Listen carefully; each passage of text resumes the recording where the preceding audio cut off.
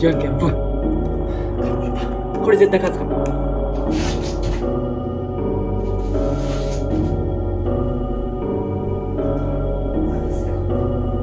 買ってよかったものを10個皆様に紹介したいと思います。そのみんなで飲み行こうとかの中にはいる気がするけど、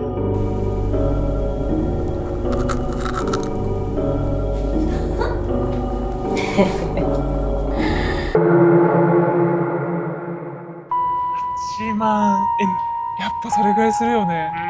でも家賃だけだからうん管理費入れたら9万円超えるんだよね。あそこに住んでる友達自身は隣のビルがどうこうっていう噂とかは聞いたことがないらしいんですけど、